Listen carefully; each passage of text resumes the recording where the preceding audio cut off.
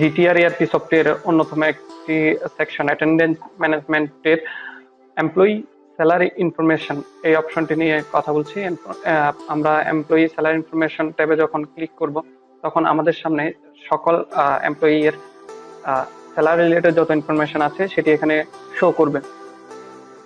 এখান থেকে আমরা যদি নতুন করে কোনো স্যালারি ক্রিয়েশন করতে চাই, স্যালারির ইনপুট দিতে চাই, তাহলে স্যালারি ক্রিয়েশন যে অপশনটি আছে সেটিতে ক্লিক করলে আমাদের সামনে এরকম একটি ফর্ম লোড হবে। ওইখান থেকে আমরা এমপ্লয়ি সিলেক্ট করে এর ইনফরমেশনটি অর্থাৎ এই ফর্মটি ফিল আপ করে সেভ বাটনে ক্লিক করলে আমাদের নতুন যে ইনপুটটি সেটি সম্পূর্ণ হয়ে যাবে।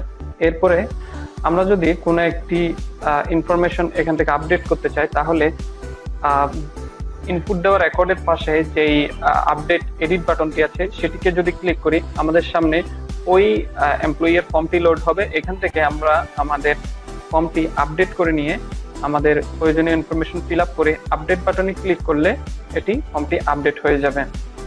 এবং এছাড়া আমরা যদি কোনো একটি রেকর্ড ডিলিট করতে চাই তাহলে এর পাশে থাকা অর্থাৎ রেকর্ডের পাশে থাকা ডিলিট যে বাটনটি আছে সেটিতে একবার ক্লিক করলে ওই এমপ্লয়ির ফর্মটি একবার লোড হবে। এখান থেকে পুনরায় ডিলিট বাটনে ক্লিক করলে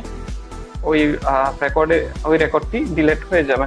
এবং আমরা যদি চাই এই টেবলটি সম্পূর্ণ ডাউনলোড করতে তাহলে আমরা এখান থেকে এক্সপোর্ট টু এক্সেল এই অপশনটি, এক্সপোর্ট টু পিডিএফ এই অপশনটি ইউজ করতে পারি।